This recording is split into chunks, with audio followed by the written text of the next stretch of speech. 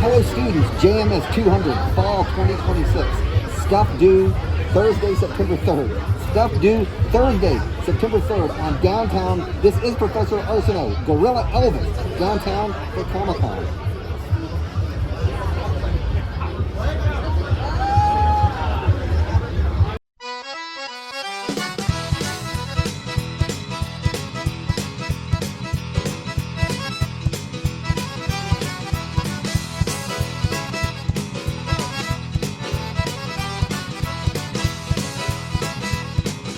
Hello, students. This is the video for Stuff Due September 3rd. I'm going to do one of these new videos every week where I talk about current events, talk about some housekeeping stuff. I will review quiz questions. If you take a quiz on a Thursday, the video that goes up on Friday is going to have some of the quiz questions reviewed as well.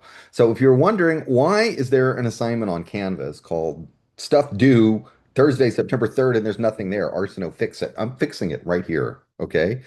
First thing I want to talk about is Sona. I messed up. Please forgive me. I messed up. Sona is something you'll be doing separately from the class. I don't really talk about it too much. I explain it in the video lecture syllabus quiz. You're going to sign up for an account. You'll get some surveys or some type of research opportunity. You have to do a certain amount of those research opportunities to get a certain amount of packback credit. At the end of the semester, I'm given a list of red IDs and who did the work and who didn't do the work. It's not worth a tremendous amount of points. If you want an A, if you were concerned about your grade, I would do Sona. But that account is not active until after drop add. So that account is not active until after drop add. So wait a little bit. I jumped the gun a little bit. So if you could not activate a Sona account, it's my fault. But don't worry, it's really not a big deal. I would only do it if you really want an A. I would only do that work if you really want an A. But the thing that I do want to talk to you about is Packback. I've been monitoring Packback. The first one of those is due next, I'm recording this a week in advance, is due Thursday, September 3rd. I've been monitoring that. To get full credit for Packback, you have to ask one question and respond to two. Two, like that. Ask one question, respond to two. You need a minimum curiosity score of 50. You need a minimum curiosity score of 50, and the system will tell you, it displays a number. I'm going to put an image on the screen right here. This is a student who asked a very, very simple question, does not have the requisite score. You're not going to get any points for that. You're not going to get any credit for that post. Go back in, you can edit. The system will tell you if you have the right curiosity score. You can go back in and edit whoever it is who wrote this question. Go back and edit. That's fine. If you write like a couple sentences, you don't use Chat GPT or something to cheat on this. Don't write an essay. But if you write a couple of sentences, it's going to be fine. Maybe have a link to some outside source. You don't have to, but there's some things you could do with a little bit of effort. You'll get the curiosity score. And what do I have next? Oh, I wanted to talk about the media consumption survey. Okay, talked about Sona, talked about Packback. The media consumption survey. That is a fun thing. Find the link on Canvas. It's a Google form. How much TV do you watch? What's your favorite TV show? Do you love The Office? Do you like Friends? Do you like Breaking Bad? Do you like Interstellar? I'm not trying to put ideas in your head. These are things students say. The Christopher Nolan Batman movie, Dark Knight, that's popular. Goodfellas, I love Goodfellas. Maybe I'm just projecting. I also love spaghetti westerns, and I love Star Wars. Yet I think most of the movies are horrible. Rogue One is the best. Rogue One, best Star Wars movie.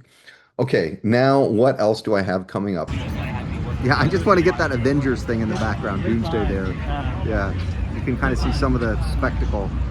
This is pretty crazy. I don't have a badge. I'm not going in. I don't have a badge. ABC is suing the FCC because the government, FCC, Federal Communications Commission, said it is going to investigate some licenses which are owned by ABC television stations. ABC is a traditional old-fashioned broadcast network owned by Disney. Now, why is the FCC investigating the ABC? The official reason is that Disney has a diversity plan. Disney owns ABC. Disney has a diversity plan. The diversity plan is discriminatory. I guess it's discriminatory against white people. I guess that's the argument. Therefore, the FCC is going to punish ABC by investigating some of the stations to see if they should lose their broadcast license or not. It doesn't take much brains to figure out this is about Jimmy Kimmel. Jimmy Kimmel is a comedian, very outspoken critic of President Trump. So it seems entirely likely and reasonable that the FCC is going after ABC, attacking because of the jokes that he's making on behalf of the president. Is this a First Amendment? Is this a First Amendment violation? Unquestionably, there's not a shadow of a doubt. It's a slam dunk case. The government is not allowed to interfere with speech. That is the basic of the First Amendment. That's what it's about. The First Amendment does not apply to private entities. If you go to a private business, they might limit the t-shirt you could wear or the kind of conduct you can do, but the government can't arrest you for that. Someone could say, a theme park could say, we don't want you wearing this vulgar, obscene t-shirt in our theme park. You can't say First Amendment violation. No, that organization has every right to do that. Now, can the government come in and lock you up for wearing that obscene t-shirt? That's a totally different case. So the federal government is attacking, seems to be attacking a particular broadcast network because of the jokes that are being made. This is definitely a First Amendment violation. Will it matter? I don't know. Things that used to matter don't matter anymore. You can Meta, which is over kind of the big company over Facebook, Meta loses a $17 billion landmark settlement. I guess they didn't want it to go to court. Actually, they just settled $17 billion. The argument here is that these social media platforms are designed to be addictive. It is not about the content carried on the social media platforms. That content is covered by Section 230 of the Communications Decency Act. This is about the design features of the platform itself that are addictive and have hooked kids and have bad damages to their mental health. I believe that's the argument. $17 billion. I guess that's a lot, but I don't know how much money Meta has. So I don't know if that's a punishment or not. Now, here are some restrictions that Meta has agreed to. These maybe aren't going to work. You're going to argue against these. I'm just reading them to you. Time limits, users aged 13 to, I cut off the last, maybe it's 17, but implementing daily time limits for younger users. Let's go with that. Overnight and school blocks, they're going to turn off push notifications when kids should be at school or sleeping. They're going to ban beauty and plastic surgery filters because I guess that contributes to people having negative body images. That doesn't seem like a bad idea to me. And then there will be a third party oversight as well. Will any of this matter? Will it get thrown out? I don't know. I'm just reporting this happened very, very recently, and it seems relevant to JMS 200.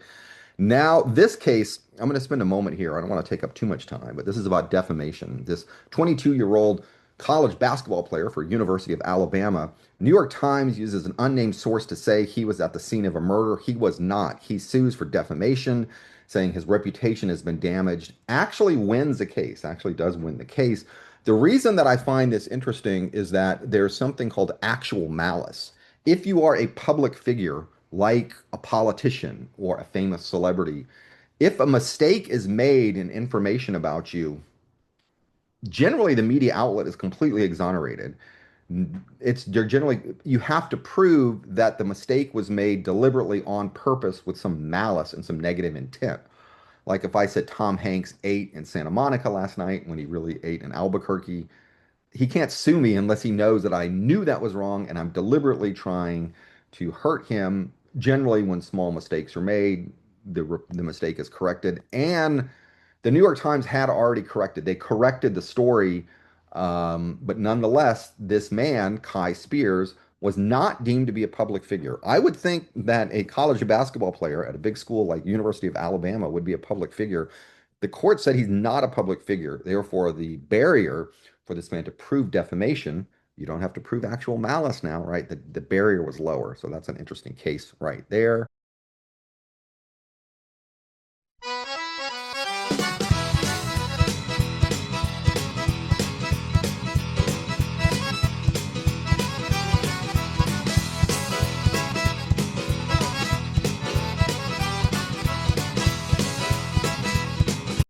Dolly Parton passed away. Okay, you probably know this singer, an incredible singer. She also acted in movies and TV shows. An incredible person. Everyone who met her and speaks about her just is blown away by how wonderful she was. And she was loaded. She had ridiculous amounts of money, and she gave it to great causes. She like funded uniforms for school bands all across the United States. There's some literacy programs she funded. She gave $1 million to help make one of the COVID vaccines. She helped get us the COVID vaccine. Okay, we did not deserve Dolly Parton. And country singers. The other big death this week was Tim Curry. I mean, some other people died. There was this Japanese artist who died. But Tim Curry was an actor. I know him, and many people of my generation know him primarily for Rocky Horror Picture Show.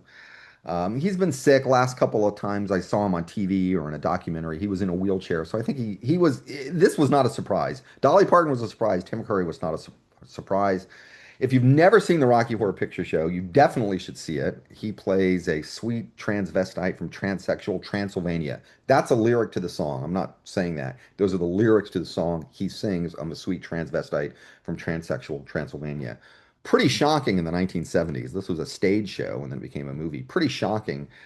The movie is kind of weird, kind of boring in parts, but it's turned into this huge crowd spectacle where the audience gets up on stage and acts it out. And I find it to be fascinating as a media phenomenon. Here's a news story from I think it's the late 70s, and there's a famous musician in the news story. I'll tell you about it afterwards. On for 2.5 years. It started up again last May. The crowds are growing bigger. It may stay forever.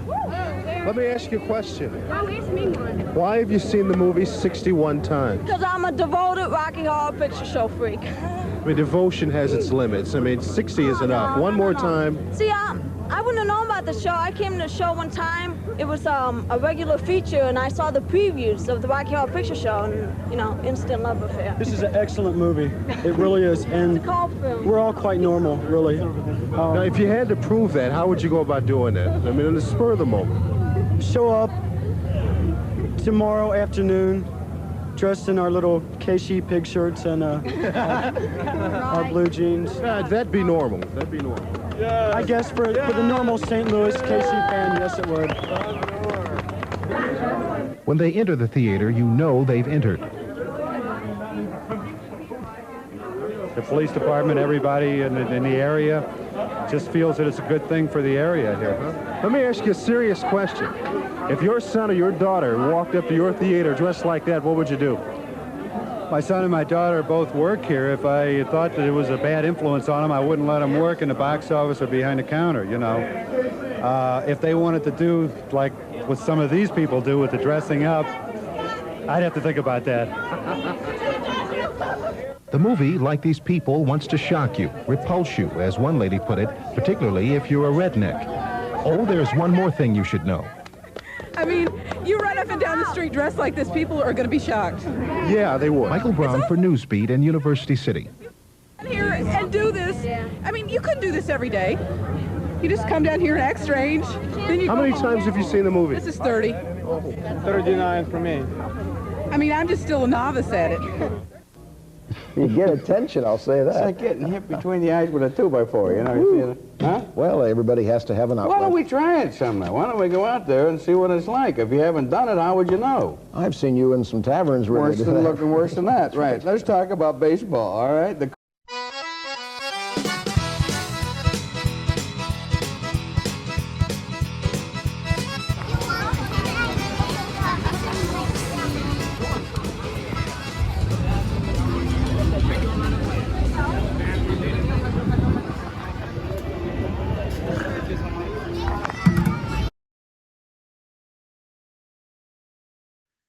That was Michael Stipe from REM. Michael Stipe from REM. And I have two college degrees from University of Georgia. I guess I'm a Georgia Bulldog. I have two college degrees from University of Georgia. REM from Athens, Georgia. There you go.